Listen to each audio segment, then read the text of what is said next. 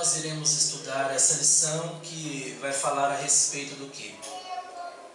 As cortinas do tabernáculo. Nós vimos que na aula anterior acerca da pia de bronze. A pia de bronze, como um móvel do tabernáculo, ao lado do altar do holocausto, ficava no pátio. E ao derredor do pátio ficava o quê? As cortinas. Nós temos que entender que o tabernáculo, ele era feito ao seu derredor com cortinas.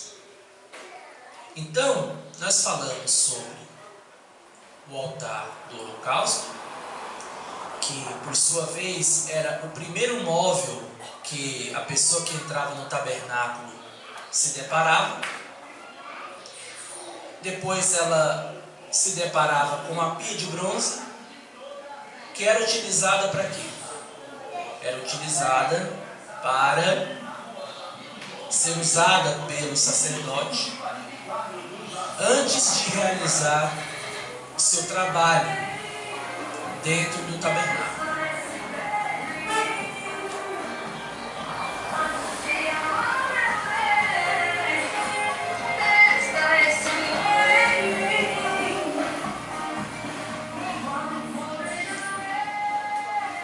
Hoje nós iremos falar a respeito das cortinas, que elas eram feitas de vários materiais,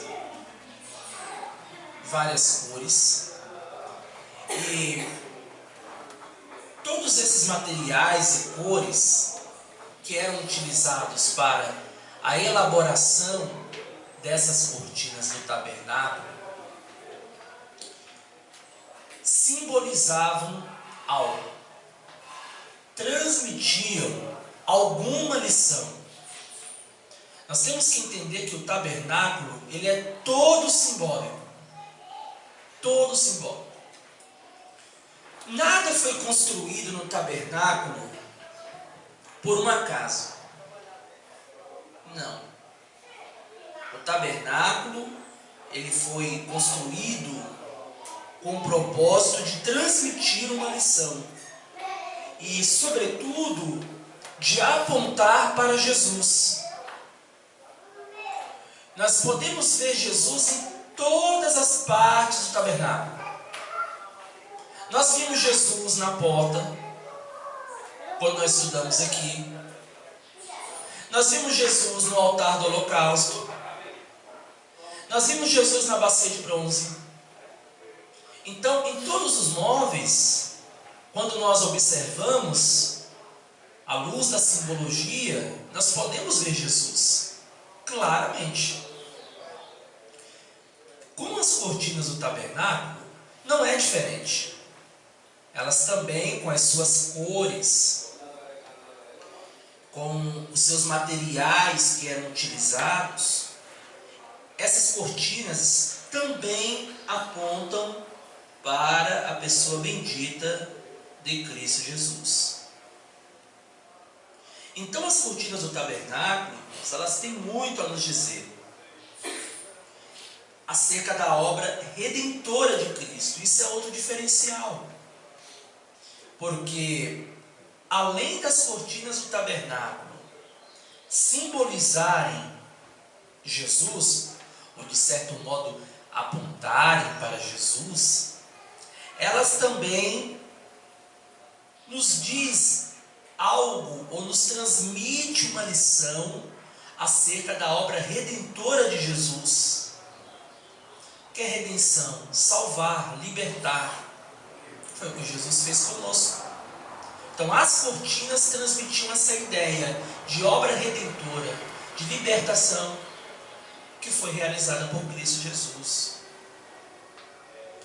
E aí, pelas suas estruturas simbólicas, da simbologia e cores, veremos como esse utensílio do tabernáculo, irmãos, ele era importante e ainda é importante no nosso estudo da simbologia, e como ele nos estimula para nós adentrarmos a presença de Deus. Porque o tabernáculo, ele simbolizava a presença de Deus no meio do povo. Então, quando nós estudamos acerca das cortinas do tabernáculo, todo o tabernáculo, mas principalmente quando nós falamos a respeito das cortinas do tabernáculo, nós nos sentimos mais motivados, incentivados, de certo modo, a entrarmos ou nos aprofundarmos no estudo acerca de Deus, principalmente acerca da obra da salvação. Então é muito importante nós estudarmos essa lição nessa manhã e vermos os detalhes preciosos que ela nos transmite. Se nós queremos entender melhor o tabernáculo, entender melhor a obra redentora de Jesus, é de fundamental importância nós analisarmos este assunto que nós iremos trabalhar nessa manhã. O primeiro tópico da lição vai falar a respeito das cobertas e as cortinas do tabernáculo. Embora, irmãos, há um detalhe interessante. Embora fosse complexa em detalhes, específica nos materiais e cores,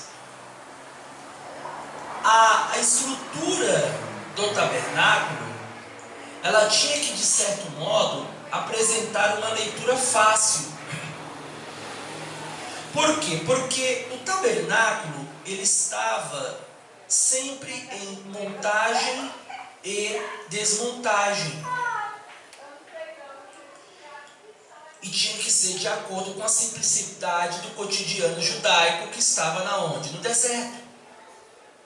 Então, as cortinas, não somente as cortinas do tabernáculo, mas todos os móveis do tabernáculo, o altar do holocausto, a pia de bronze, o altar do incenso, o candelabro, a mesa com os pães, o santo dos santos, a arca da aliança que ficava no santo dos santos, o propiciatório, todos os móveis, eles tinham que ser móveis que pudessem serem transportados. E além de poderem ser móveis transportados, também tinham que ser simples, tinham que apresentar uma leitura fácil, uma simplicidade, até porque o nosso Deus, ele é um Deus simples.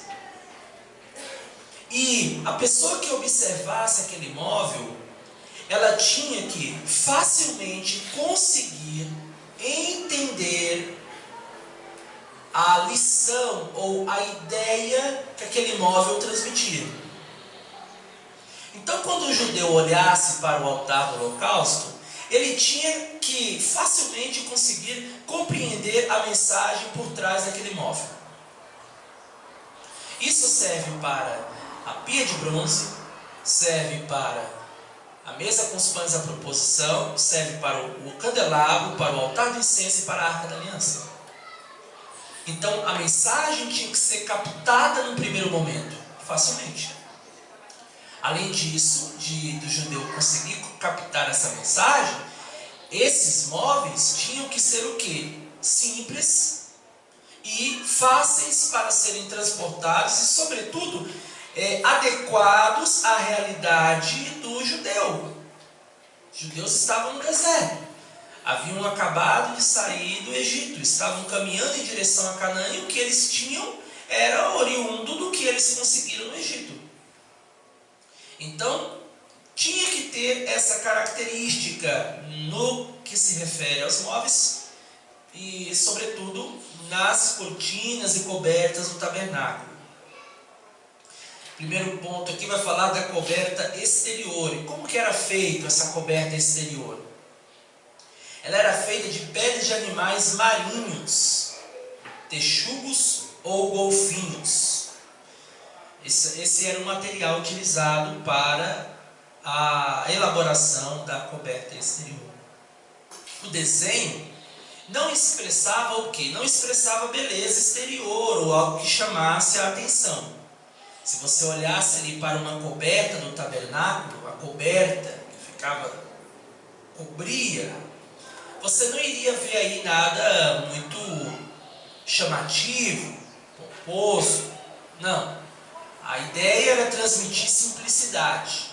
Por isso que também Deus escolheu esse material. Porque era um material que no primeiro momento ele causava aí a ideia, ou transmitia, melhor dizendo, a ideia de algo simples. Nada muito chamativo. Tratava-se de um material para resistir o quê? As intempéries do deserto. Por isso que ele era um material rústico. Então, esse material utilizado para fazer a coberta exterior, o propósito principal desse material era o que? Era resistir às intempéries do deserto. Calor durante o dia e frio durante a noite. Então, por isso que Deus escolheu esse material para ser utilizado para fazer a coberta do tabernáculo. Tá? Então, o que nós podemos entender a princípio é que é inevitável nós não relacionarmos a estética exterior do tabernáculo com a humanidade do nosso Senhor e Salvador Jesus Cristo. É impossível. Tudo que nós vemos no tabernáculo aponta para Jesus, para a obra redentora. Então, não tem como nós estudarmos o tabernáculo sem partirmos deste ponto inicial. O tabernáculo, ele aponta para a pessoa bendita de Cristo Jesus, para a obra redentora. Então, há uma relação direta com todos os elementos do tabernáculo, todos os móveis. E com as cortinas não é diferente. Principalmente com essa coberta exterior, que era simples, que não era algo muito chamativo e que tinha um propósito primordial de resistir às intempéries do deserto. Então, relacionando isso, fazendo aí parametrizando com Cristo Jesus, a gente pode entender que há uma relação muito estreita. Por quê? Porque a profecia de Isaías acerca da humanidade de Jesus, ela é vivida. Ela foi vivida por Jesus. Olha o que Isaías diz, Isaías 53, 2. Porque foi subindo como renovo perante o Senhor, perante Ele, e como raiz de uma terra seca, não tinha parecer nem formosura. E olhando nós para Ele, nenhuma beleza víamos para que o desejássemos. Isso era o que acontecia quando alguém olhava para a coberta exterior do tabernáculo. Não chamava atenção. Não era algo atraente. Não era algo formoso. Então, relacionando essa coberta exterior com a obra redentora de Jesus, nós temos aí uma relação muito direta.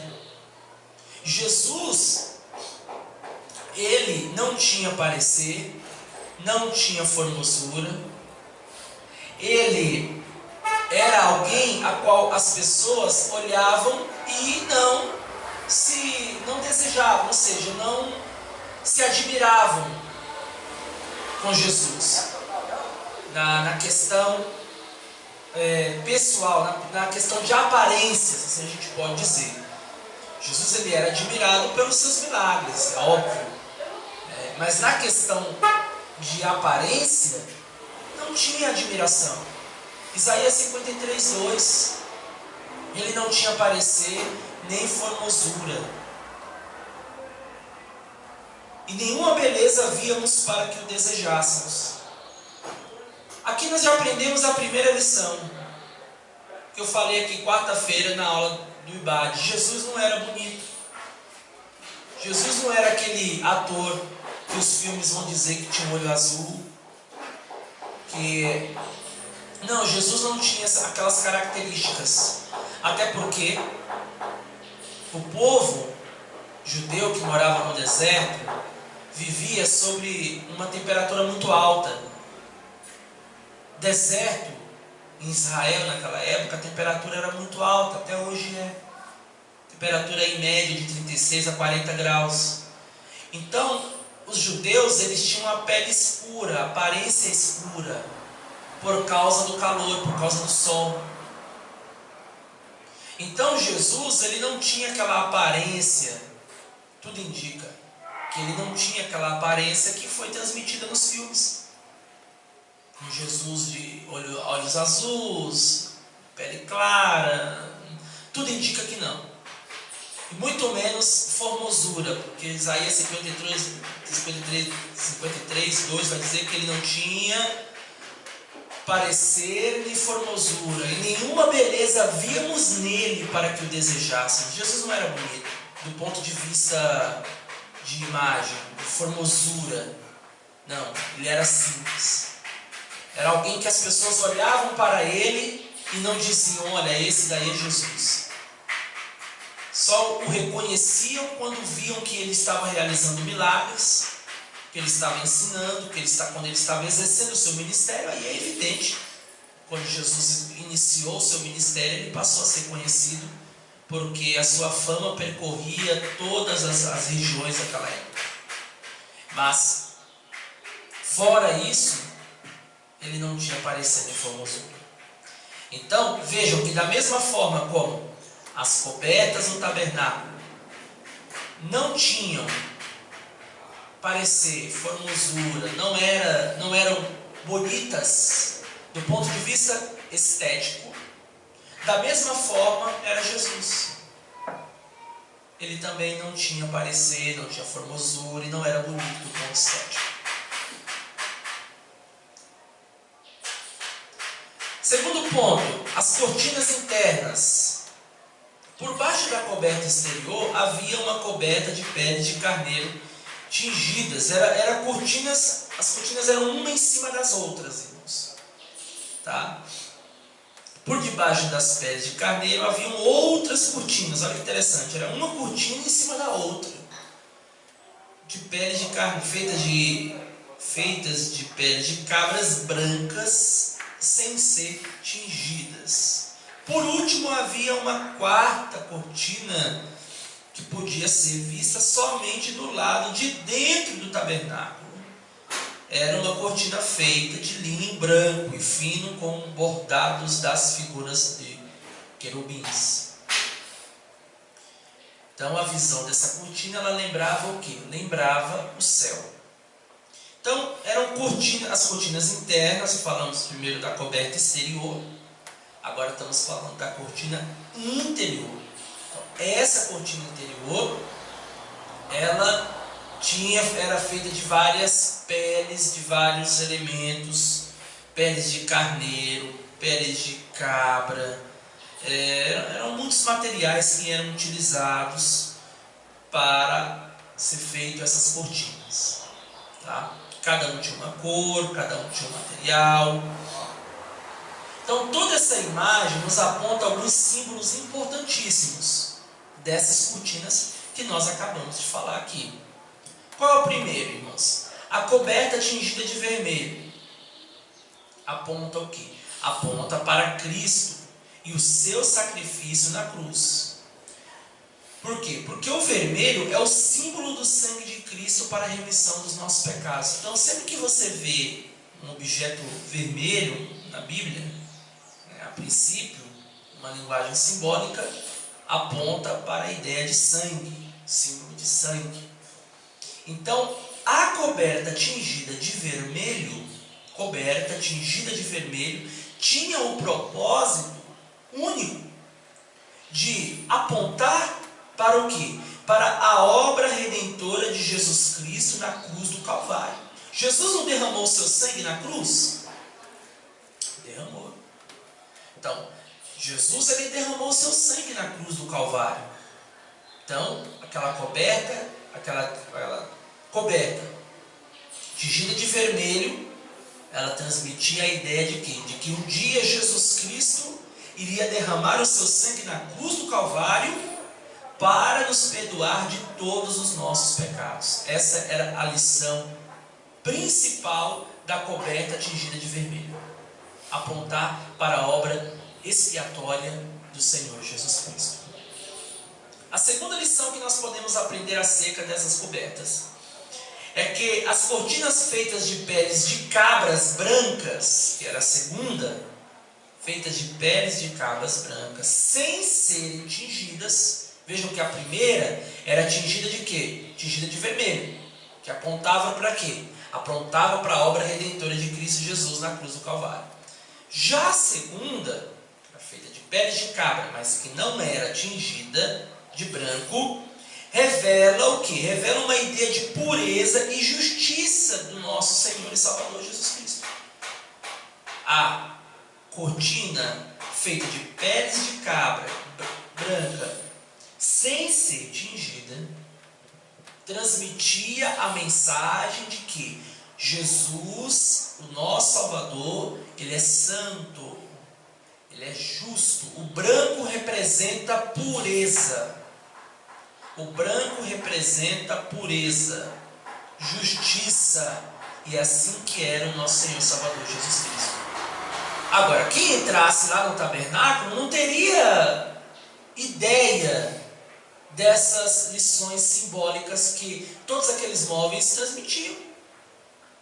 Quem entrasse no tabernáculo não iria, no primeiro momento, entender qual era o objetivo daquela cortina, de uma cortina ser tingida de vermelho, da outra cortina ser feita com peles de cabra. As pessoas a princípio não teriam noção dessa lição simbólica transmitida nas cortinas do tabernáculo e sobretudo nos móveis. Mas para nós que temos um conhecimento acerca do Antigo e do Novo Testamento, para nós fica fácil nós entendermos o significado daquelas cortinas. A terceira, a última cortina revela o quê? A natureza dos seres angelicais, que servem junto ao trono de Deus. Então, esse era o objetivo da terceira cortina. Ou seja, serve para mostrar o quê? Revela a natureza dos seres angelicais, os anjos. Assim, o tabernáculo no deserto, ele tipificava a morada de Deus, como nós falamos aqui. A ideia do tabernáculo era mostrar o quê? Mostrar que Deus estava presente no meio do seu povo. E Deus vai dizer: e me farão um tabernáculo e habitarei no meio deles. Então o tabernáculo, ele tipificava, simbolizava a presença de um Deus santo no meio de um povo pecador. Essa era a ideia do tabernáculo. E os móveis do tabernáculo, primeiro, como o tabernáculo tipificava a presença de Deus no meio do povo, e os móveis do tabernáculo, também as cortinas, simbolizavam que expressavam a obra expiatória de Cristo Jesus. Então, se você quer ver Jesus no deserto, olhe para o tabernáculo. Você vai ver Jesus em muitas passagens no deserto. Mas se você quer ver Jesus no deserto de uma forma mais clara, a obra redentora de Jesus, principalmente, basta você olhar para o tabernáculo. Que aí você vai ver Jesus no tabernáculo. E como que você consegue extrair essa lição de Jesus no tabernáculo? Estudando a palavra de Deus. Que é o que nós estamos fazendo. Se você não estudasse a palavra de Deus, não estudasse essa lição que fala sobre o tabernáculo, dificilmente você conseguiria olhar para o tabernáculo e ver Jesus. Por que você hoje hoje vocês conseguem olhar para o tabernáculo e ver Jesus no tabernáculo. Por quê? Vocês conseguem ver Jesus na porta, conseguem ver Jesus nas cortinas, conseguem ver Jesus no altar do holocausto, conseguem ver Jesus na pia de bronze, conseguem ver Jesus nos móveis do lugar santo, no lugar santíssimo. Por que vocês conseguem isso? Porque vocês estudaram. Já um irmãozinho leigo da igreja, ele vai ler esse texto, vai ler acerca do tabernáculo 10 vezes. E não vai conseguir extrair as lições espirituais do tabernáculo, sobretudo a respeito da obra redentora de Jesus. Por quê? Porque ele não estudou. Então, se queremos conhecer melhor a Deus, nós temos que estudar a sua palavra. Temos que estudar. Não tem outro caminho a não ser estudarmos a palavra de Deus. Tópico 2, irmão Severino, vai falar sobre o que, segundo o tópico da lição?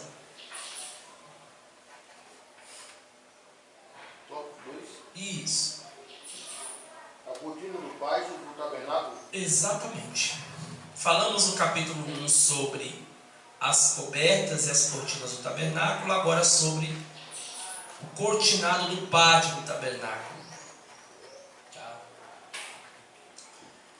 Descrever a importância das cortinas do tabernáculo e não considerar o seu valor espiritual e tipológico significa o quê? Ignorar o propósito principal do texto narrativo acerca do santuário. O que eu falei? Não tem como você falar sobre o tabernáculo e não fazer uma interpretação simbólica do mesmo. Não tem como. Se nós falamos sobre o tabernáculo, estudamos sobre o tabernáculo, nós temos que usar a simbologia para nós entendermos o que ele quer nos transmitir. Qual é a ideia que ele pretende nos passar? Temos que usar a simbologia, porque quando você ignora a interpretação simbólica do texto, no tocante ao tabernáculo, nós vamos perder o quê? Nós vamos perder aí o significado primordial do texto. Vamos perder a oportunidade de compreender o significado primordial do texto. Que é o quê? Que é apontar para a obra redentora de Cristo Jesus. Então, quem estuda o tabernáculo tem que fazer uma leitura simbólica do texto. Por isso, a madeira, metais, tecidos, todo o material utilizado no tabernáculo, pátio, santuário, remontam o quê? A uma tipologia singular com relação à obra redentora de Cristo Jesus. Foi o que nós falamos aqui. Tudo no tabernáculo aponta para a pessoa bendita do Senhor Jesus. O significado da separação. Esse é o segundo ponto. Então, na simbologia descrita das cortinas do tabernáculo, é necessário fazer uma análise simbólica para entendermos a lição transmitida pelo texto. Corre, venha correr e confira. E a bandeja com 30 ovos por apenas R$10 aqui no nosso mercado.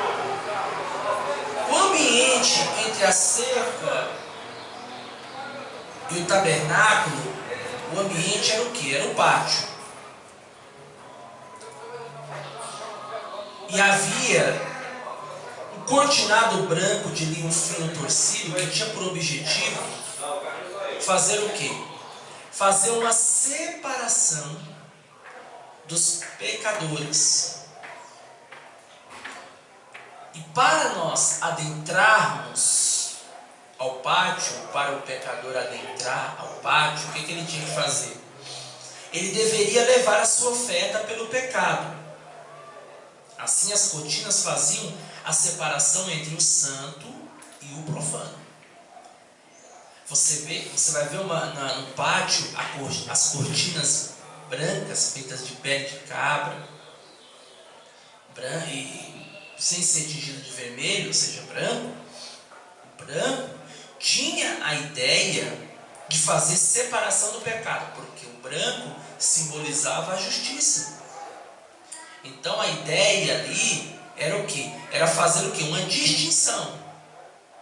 O pecador, ele entrava no tabernáculo e ele sabia que ele era pecador, porque ele viu o branco. Ele entrava no tabernáculo e ele sabia que ele era indigno de estar ali, que ele era pecador, que ele não era fiel, que ele não era justo. Por quê? Porque ele via a cortina feita de tecido branco. Por isso que ele automaticamente já entendia a mensagem que era transmitida naquele momento. Ou seja, ele era um pecador diante de um Deus santo. Essa é a ideia. Fazer separação entre o pecador e Deus. Essa cortina feita de linho tecido simbolizava a pureza de um Deus santo no meio do pecador. E aponta, de certa forma, para o Senhor Jesus Cristo, que é santo, que é Deus, e como homem esteve no nosso meio, esteve entre os seres humanos como homem, para nos salvar ou nos libertar e nos libertar dos nossos pecados. Jesus, ele é o Deus justo, o Deus santo no meio dos pecadores. No tabernáculo você tinha Deus no tabernáculo. Ele era um Deus no tabernáculo e no meio dos pecadores. Hoje nós temos Jesus no meio da humanidade, que precisa urgentemente de uma conversão, porque é o Deus encarnado no meio do pecador. Aí tem um detalhe interessante com relação a essa separação e que nós precisamos distinguir entre a antiga e a nova aliança. Na nova aliança, a igreja de Cristo, o que acontece com ela? Ela não se fecha dentro de uma cerca, mas está pronta para receber qualquer tipo de pecador que, de maneira voluntária e arrependida, confessa o senhorio de Cristo Jesus. Olha que interessante. No tabernáculo havia algo fechado. No tabernáculo você tinha as cercas, e dentro do tabernáculo estava quem? Deus, de maneira simbólica. Você tem as cercas do tabernáculo, você tem a porta. Dentro do tabernáculo habita Deus, olhando do ponto de vista simbólico, dentro do tabernáculo. Então, você vê uma salvação fechada. Para a pessoa ser salva, ela precisa entrar, ela precisa estar dentro daquele ambiente que é fechado, para ela conseguir a salvação, porque ali dentro ela conseguiria a salvação. Hoje, no Novo Testamento, nós temos a igreja de Cristo Jesus. E a igreja de Cristo, ela não é uma igreja fechada. É isso que nós temos que entender. A igreja, ela não é um local fechado. Hoje, o homem pecador, ele consegue obter a salvação da sua alma, o perdão dos seus pecados, desde que ele reconheça a sua fragilidade, peça perdão a Deus de coração e se arrependa dos seus pecados, ele consegue obter o perdão na igreja. Só que a igreja não pode ser fechada. A igreja tem que ser o quê? Aberta.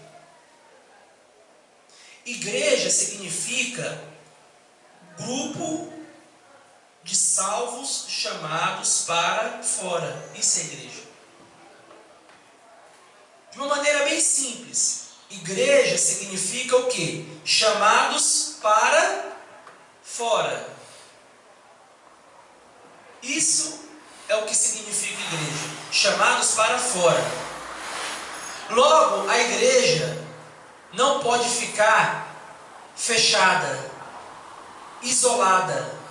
Ela tem que sair às ruas para levar a salvação até o pecador.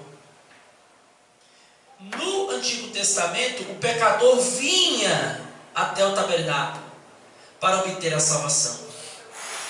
Hoje é diferente. Hoje a salvação vai até o pecador e o pecador não quer a salvação. Hoje nós levamos a mensagem do Evangelho, a mensagem que tem poder para salvar o homem dos seus pecados, e ele não quer. Não quer. Mas no Antigo Testamento era o contrário, era o homem que tinha que vir até Deus. E hoje é o contrário, é Deus que usa a igreja para ir até o homem. E o homem não quer a salvação. Ignora o convite da salvação sobre sua vida. Então, igreja não pode ser fechada. Não. Fechado era no Antigo Testamento o tabernáculo para as pessoas receberem a salvação. Hoje no Novo Testamento é diferente. A igreja tem que estar aberta para, no dia em que o pecador quiser vir receber essa salvação gratuita, ele possa ser salvo dos seus pecados. Então a igreja tem que estar aberta, disposta a receber o pecador, para que ele possa ser salvo. Então é de fundamental importância nós fazermos essa distinção. Tá?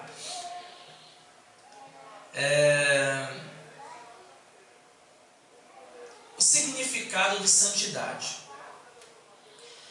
O que é santidade? Santidade, irmãos, ela é a separação absoluta do pecado e dedicação exclusiva a Deus. Esse é o significado de santidade. Santidade é se separar. Separar do quê? Separar do pecado. Não tem como alguém ser santo pecando. Então não é santo. Santidade é separação total, exclusiva, separação absoluta do pecado. E além de se separar do pecado, santificação é dedicação absoluta a Deus, exclusiva a Deus.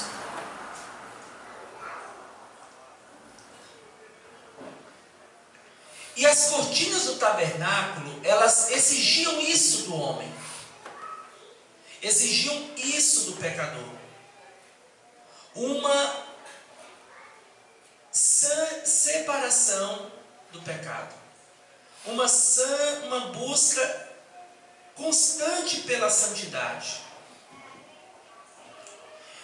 Não podemos jamais desconsiderar a serenidade do chamado para vivermos uma vida santa, irmãos. Isso não pode acontecer. Nós fomos chamados para ser santos. Fomos chamados para ser santos. Igreja tem que ser santa.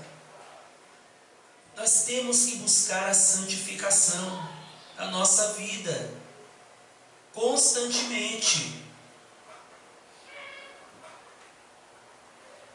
O escritor aos Hebreus vai dizer, no capítulo 12, versículo 14: segui a paz com todos e a santificação, sem a qual ninguém verá o Senhor.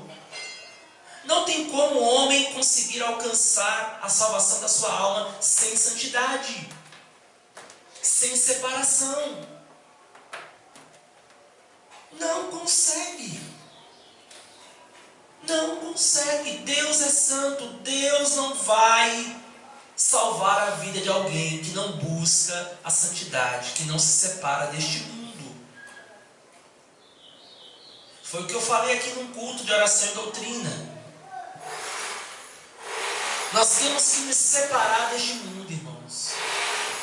E não deixar com que este mundo venha influenciar a igreja. O que está acontecendo hoje é que nós estamos trazendo os costumes do mundo para dentro da igreja. E não estamos nos santificando. Em vez de nos separarmos do mundo, estamos fazendo amizade com o mundo. Isso não é santificação. Não é santificação. Santificação é separação. É você não fazer as obras que o pecador faz. Quando eu falo separação do mundo, não é para você se isolar dentro da sua casa. Eu não estou falando isso. Não. Separação do mundo é você não fazer o que o mundo faz. Aí você está santificando. Agora, se você faz o que o mundo faz, eu lamento lhe dizer, você não está santificando. As obras pecaminosas que o pecador faz aí fora. Temos que nos santificar. Somos chamados, os tempos atuais nos desafiam a viver um estilo de vida santa na presença de Deus. Precisamos. Ter a consciência da santidade bíblica significa ter disposição para viver na contramão do mundo. Tudo isso eu falei aqui no culto de oração e doutrina. Temos que viver na contramão. Ah, mas o pecador lá fora faz isso. Eu vou fazer também. Você está pecando. A igreja, ela tem que ser sal da terra e luz do mundo. Nós não podemos permitir que a igreja seja influenciada por este mundo pecador aí fora. Não. É nós que temos que levar a mensagem do Evangelho. É nós que temos que influenciar e não ser influenciados. O que acontece hoje? As pessoas, os crentes, vão lá para o mundo, pegam os costumes do mundo e trazem para dentro da igreja. Cansado de ver isso. Aí fora. Não aqui. Aqui eu não deixo. Aqui não. Agora aí fora, as outras igrejas, eu não sou pastor das outras igrejas, eu sou pastor dessa igreja. E enquanto eu estiver aqui não, aqui vai ser diferente. Aqui eu já falei, não tem costume mundano. Esses dias eu estava comentando com o irmão, falei para ele, meu irmão, aqui não tem esse negócio de coreografia, das irmãs ficar dançando. Eu falei, não. Ah, mas na outra igreja tem. A outra igreja é outra igreja. Aqui, a nossa igreja é diferente. Não ficar dançando, levantando as pernas, aí levanta, aí faz isso. De maneira nenhuma. Isso não é santificação. Isso não é costume de crente. Isso é dançando. De maneira nenhuma. Aqui nós nos santificamos, procuramos buscar a santificação. A santificação no quê? Na palavra, a forma como nós falamos. Santificação no modo de vivermos a vida. Santificação nas palavras, na vestimenta, que é muito importante. E santificarmos também na forma como nós nos vestimos, na forma como nós falamos. Nos santificarmos nas redes sociais, com o que nós publicamos nas redes sociais. Ontem eu falei para minha esposa, falei para ela, igreja não leva ninguém para o céu. Quem leva para o céu é Jesus. As redes sociais, irmãos, não é uma terra sem lei. Não é uma terra sem lei. Não é um lugar onde você tem liberdade para falar tudo o que você quer. Você pode responder na justiça por o que você publica na rede social. E tem muitos crentes por aí afora que não estão se santificando nas redes sociais. Que não estão dando exemplo de crente. Que não estão se comportando como um servo ou uma serva de Deus. Na igreja ele é uma coisa, mas quando ele chega na frente da internet, que acessa o Facebook, aí pronto. Aí, não, aqui eu posso postar o que eu quiser. Você pode fazer o quê? Você pode causar escândalo com o que você posta. Você pode pecar com o que você posta. Transmitindo mensagens que não edificam a sua vida, a vida espiritual da igreja. Se você é crente na igreja, é um crente na igreja e outro em casa, nós temos que rever o nosso conceito de salvação. Ninguém é na igreja o que é em casa, isso é fato. É hipocrisia alguém dizer, eu sou na igreja o que não é. Que é em casa. Não é. Você não é na igreja o que você é na sua casa. Ninguém é. Ninguém é. Ninguém é em casa do mesmo jeitinho que ele é na igreja. Não é. Muda, porque na sua casa você tem liberdade, você tem privacidade. Você pode fazer na sua casa coisas que na igreja você não pode por causa da falta de liberdade e de privacidade. Você não dorme de terno e gravata. Você não. Então, a gente precisa o quê? Se santificar. Tanto na igreja como na nossa casa. Buscar sempre a santificação. Dando exemplo, dando testemunho de crentes. Principalmente nas redes sociais, que não é uma terra sem lei. Aqui, irmão Severino, eu vou colocar isso no regulamento interno.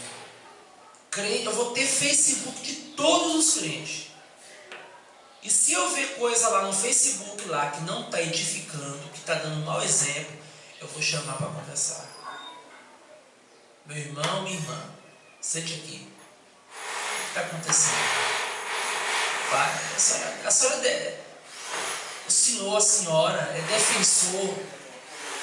A senhora é defensor dessa ideia que o senhor publicou no Facebook? O senhor é defensor disso? Então vamos sentar e conversar. Por quê? Porque o pastor, ele tem que zelar pela vida da ovelha. Ele tem que zelar, cuidar. Ah não, o Facebook é meu, eu posso o que eu quiser. Tudo bem, o Facebook é seu, você posta o que você quiser. Agora você tem que assumir as responsabilidades do que você publica. Só isso. Você posta o que você quiser, desde que você assuma a responsabilidade. É igual, a boca é sua, a língua é sua. Você pode falar o que você quiser. Agora, desde que você assuma as responsabilidades. Se você falar algo que você está ofendendo alguém, cometendo um crime, você vai responder perante a justiça. Você fala o que você quiser, desde que você assuma.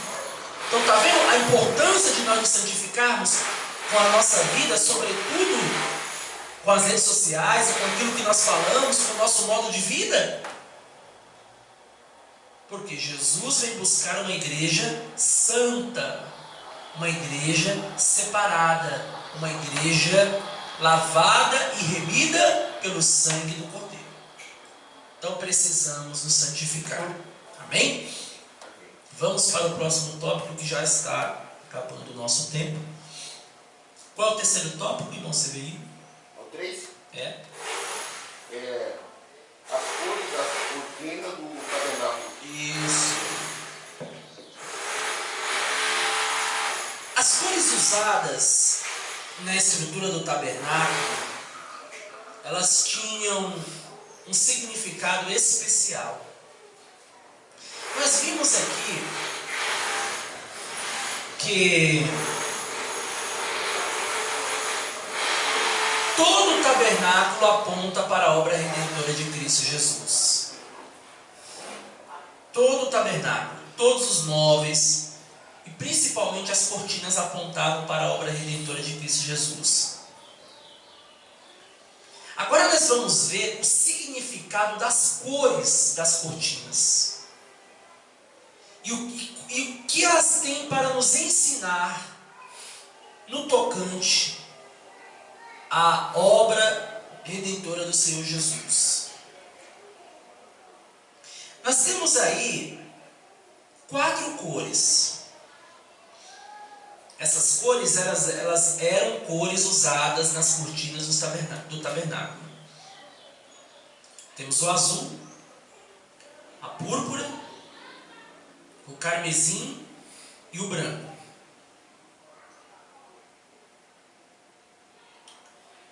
Então vamos ver o significado de cada uma delas. Primeira cor, qual é, irmão Severino? A primeira cor.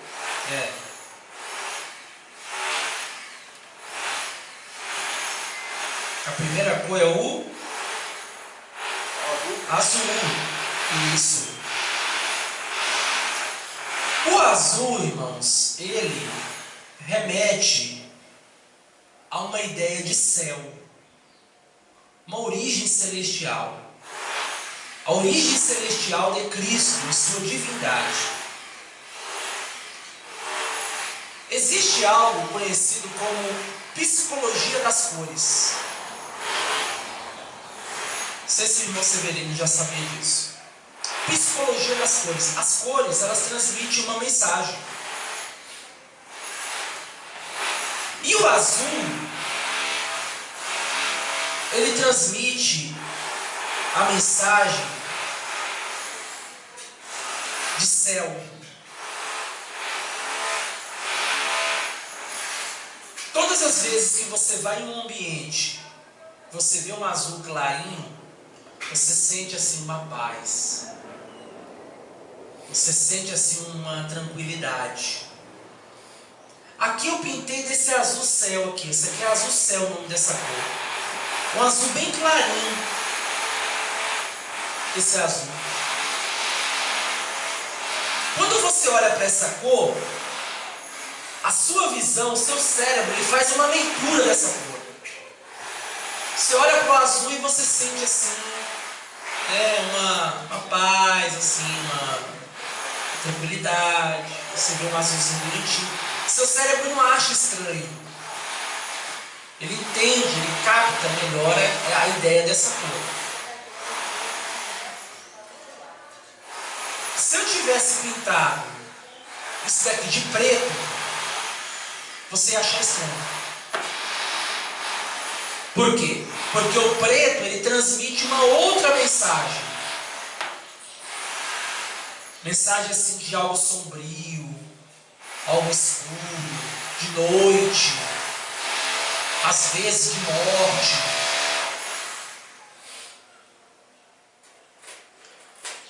Então, as cores, elas transmitem uma mensagem. E no tabernáculo, o azul transmitia a mensagem da origem celestial de Cristo Jesus. Já a púrpura, que era um tecido roxo obtido como músculos que estão no fundo dos mares, era uma cor que simbolizava a realeza de Cristo, que mostrava Jesus como rei. Então, quando alguém olhasse para a púrpura no carmesim, no tabernáculo, melhor dizendo, a ideia daquele tecido de púrpura era mostrar o que? Realeza. Que um dia viria um rei chamado Jesus de Nazaré. Então, a mensagem transmitida na púrpura era uma mensagem de realeza, que apontava para Jesus, o Rei dos Reis, que viria do céu azul. Do céu viria quem? Do azul, que que simboliza o céu, viria um rei. Esse rei, com a púrpura, a púrpura simbolizava o quê? Uma realeza. Quem viria do céu era um rei. Aí tem o carmesim, que é o vermelho. O carmesim, que é uma cor vermelha, simboliza o quê? O sangue. Então, o rei que veio do céu iria o quê? Morrer pelos nossos pecados. Ele ia derramar o seu sangue para nos salvar, para nos redimir, para nos perdoar dos nossos pecados. Azul, céu. Púrpura, carmesim, melhor dizendo. Púrpura. Então, azul, céu. Púrpura, rei. Carmesim, sangue. Transmite a ideia de sangue. E aí, por último, você tem o quê? O branco. Que lembra também o quê? Que lembra a humanidade de Jesus e o seu sofrimento em nosso lugar. Um Deus santo, a santidade. Então, o azul simboliza o céu, a púrpura simboliza a realeza, Jesus viria do céu, o carmesim simboliza o sangue, então Jesus, o rei que veio do céu, iria morrer, iria derramar o seu sangue, e o branco simboliza o que? A santidade. Esse rei que veio do céu, que iria derramar o seu sangue para nos salvar dos nossos pecados, era e é um Deus santo, um Deus justo, um Deus que não tem pecados. Amém?